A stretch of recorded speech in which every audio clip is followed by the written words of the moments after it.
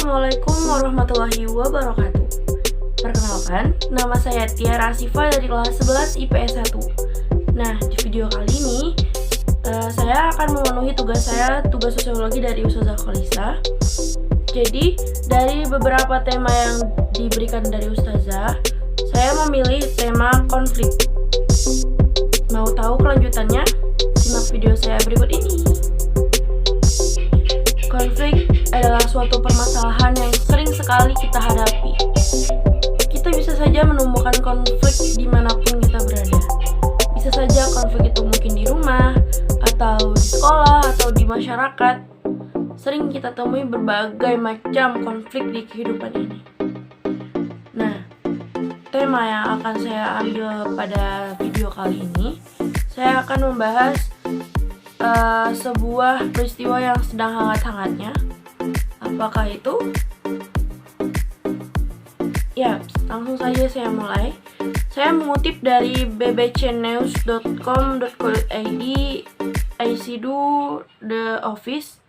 Saya juga, selain saya sambil menjelaskan, saya juga mengutip dari internet, mendapatkan info-info yang sedang marak-maraknya di media sosial. Demonstrasi mahasiswa dari 18 universitas di Indonesia yang menolak wacana perpanjangan jabatan Presiden Joko Widodo atau penundaan pemilu 2024. Pada Senin 11 April 2022, para mahasiswa dari 18 universitas di Indonesia yang menggelar aksi demonstrasi di Jakarta mendesak Presiden Joko Widodo untuk memberikan pernyataan yang jelas menolak wacana perlamaan jabatan atau penundaan pemilu.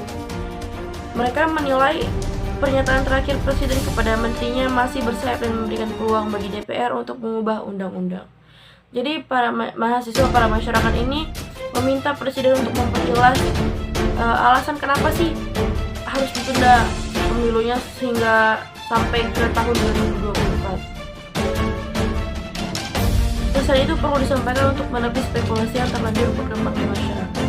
Nah, adanya suatu permasalahan ini tentunya ada oknum-oknum yang menyebarluaskan masalah atau informasi yang mungkin tidak benar. Jadi di sini di dalam konflik ini kita harus bisa untuk mencari informasi yang benar. Kita harus bisa memilah informasi yang kita dapatkan. Kebanyakan orang setelah mendapatkan satu informasi, dia tidak lagi mendapatkan informasi lain. Dia langsung beranggapan bahwa informasi itu adalah yang paling benar. Dengan santainya, dia langsung menyebarkan kepada halayak ramai. Disitulah terjadi kesalahpahaman, terjadilah konflik kecil itu menjadi konflik yang sangat besar. Nah, dalam demo seperti ini, tidak selamanya demo itu dianggap baik, tetapi tidak selamanya juga demo itu dianggap buruk, tergantung mereka yang melakukan demo tersebut. Demo bisa berjalan dengan baik ketika tidak terjadi kekerasan di dalamnya dan demo berjalan dengan lancar. Para orang-orang menyampaikan aspirasi mereka dengan cara baik-baik, dengan cara yang sopan dan bisa didengarkan. Lalu atasan bisa mendengarkan apa aspirasi dari masyarakatnya, dari mungkin mahasiswa-mahasiswa itu. Tidak hanya demo, tidak hanya permasalahan ini yang menjadi konflik, mungkin masih banyak sekali konflik-konflik yang kita pernah temui di kehidupan ini, ataupun konflik-konflik kecil dari segi keluarga ataupun dari teman atau dari masyarakat. Itu harus bisa kita hadapi sendiri. Kita harus bisa menghadapi bagaimana sih cara menyikapi konflik, bagaimana ketika terjadi konflik, aku harus bagaimana. Kita sebagai warga negara Indonesia yang baik, kita harus mengerti dan jangan membesar-besarkan masalah. Nah, cara mengatasi konflik adalah yang pertama, prioritaskan hubungan yang baik. Apapun yang terjadi, hadapilah konflik itu dengan cara baik-baik. Tidak mesti harus dengan pemberontakan, tidak mesti harus dengan rawa-rawi, riwah segala macam, itu tidak mesti seperti itu. Selesaikanlah dengan kepala dingin, dengan hubungan yang baik terhadap konflik tersebut. Yang kedua, jangan selalu menganggap penyebab konflik itu karena orang-orang. Karena mungkin saja konflik itu terjadi karena diri kita sendiri.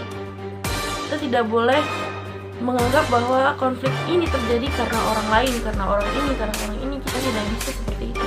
Kita tidak boleh menghakimi orang lain sehingga terjadilah konflik ini yang lebih besar lagi daripada kita. Jadilah manusia yang bijak dalam menghadapi situasi apapun. Selanjutnya, jangan menyalahkan orang lain. Jangan menganggap orang lain salah dan jangan menyalahkan orang lain. Dengarkan semua pendapat orang. Jadi, sebagai manusia yang bijak, kalian harus mendengarkan semua aspirasi orang-orang, dengarkan semua pendapat orang-orang, baru kamu bisa memilih, kamu bisa mempertimbangkan siapa yang benar, siapa yang salah, bagaimana kronologis ceritanya, bagaimana konflik ini terjadi. Kemudian, pahami faktanya. Jangan percaya hal-hal yang belum pasti. Carilah fakta di dalam masalah tersebut. Dan yang terakhir, tips dari saya adalah selesaikan masalahnya bersama. Tidak bisa masalah itu diselesaikan dengan sebelah pihak. Hanya sebelah pihak yang berusaha untuk menyelesaikan masalah itu dengan baik, itu tidak akan bisa. Harus saja kerjasama, musyawarah mufakat yang baik dalam menyelesaikan suatu konflik.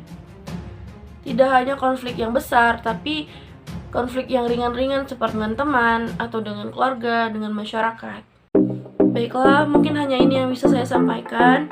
Saya meminta maaf jika saya banyak kata-kata yang salah atau berbelit.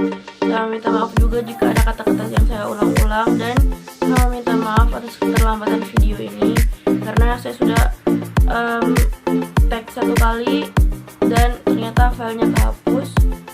Jadi terima kasih kepada Ustazah telah memaklumi saya, dan terima kasih juga telah memberikan kami tugas ini. Semoga kami semua bisa menjadi yang lebih baik lagi ke depannya. Terima kasih. Mohon maaf. Wassalamualaikum warahmatullahi